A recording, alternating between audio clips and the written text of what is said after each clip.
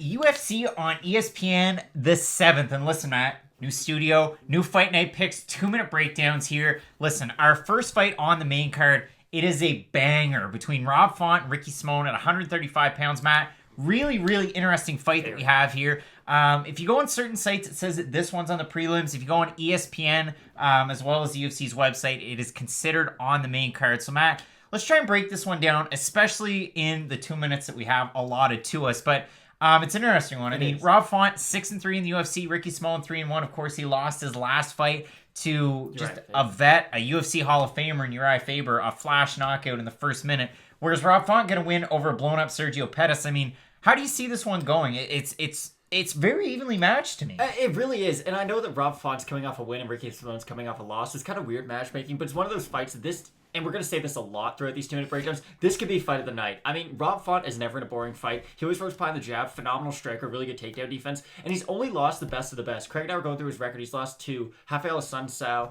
John Lineker, just the best, the cream of the crop. So any fight that he's in, you're really going to have to worry. Oh, and Pedro Munoz. So yeah, he really only loses to great guys. The worry that I have is Ricky Simón hasn't lost in the UFC yet.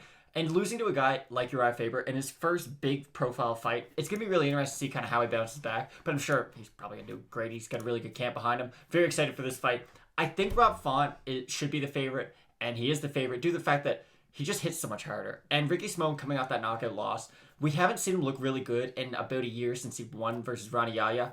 And Rob Font, he might not always win, even against the best, but he always puts on great performances. And if you look at the odds very quickly, I mean, Rob Font, minus 135 to minus 145 favorite. You've got Ricky Simón coming in at a plus 115, 120, and you really set it up well, especially the fact that Rob Font's going to have a height and reach advantage, as well as a slight leg reach advantage over Ricky Simón, which combined with that power is really going to help him there. You just have to wonder if the forward pressure and very good wrestling of Ricky Simón is going to be an X factor for him. Now, Matt, as far as predictions are concerned, this is Fight Night Picks 2-minute predictions in the new studio. Who are you going with here in this fight? Okay, so all week long I've been telling myself that Ricky Simón's going to win by decision, but in the past probably half hour I've changed my mind. I think Rob Font's going to get it finished before the third round, I'll say.